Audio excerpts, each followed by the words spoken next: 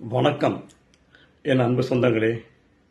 இன்னைக்கு விஜய் அவர்கள் தன்னுடைய சொந்த உழைப்பால்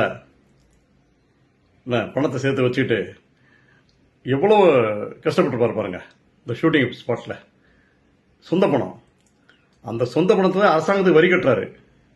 என்ன சொந்தமாக நடித்த பணத்தில் அரசாங்கத்துக்கு வரி கட்டுறாரு.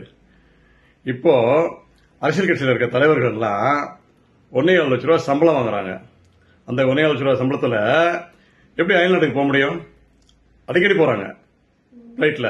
அது யார் பணம்? மக்கள் வரி பணம். இப்போ 5000 ரூபா வாங்கினீங்களே, அது யார் பணம்? அவங்க இண்டிவிஜுவல் பணமா? மக்கள் வரி பணம். இங்கே எடுத்து அங்கே கொடுக்கறது பெரிய விஷயமா? அவரை இஷ்டத்துக்கு பயங்கரமாக கடிந்துரைக்கிறாங்க.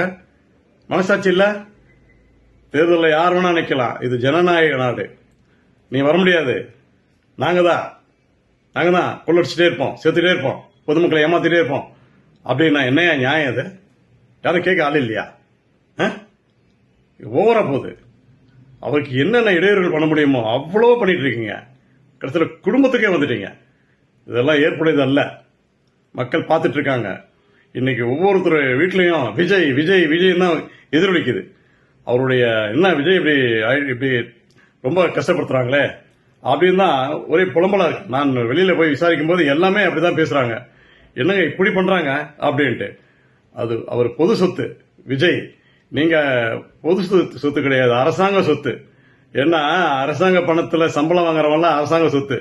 மக்களுடைய வரி பணத்துல சம்பளம் வாங்கி அதை சாப்பிடுறீங்க. உங்களுக்கு எஸ்கார்டு வேற மக்கள் வரி பணத்துல. மனசாட்சி வேண்டாம்? உங்க சொந்த பணமா?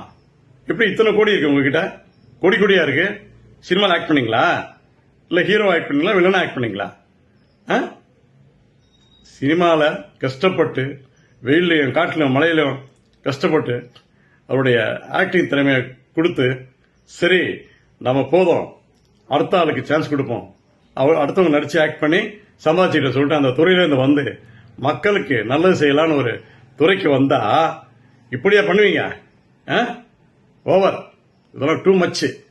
பாருங்க, நான் இன்னைக்கு சொல்றேன், என்ன 181 சீட்டு இண்டிவிஜுவலா விஜய் அவர்கள் வருவாரு.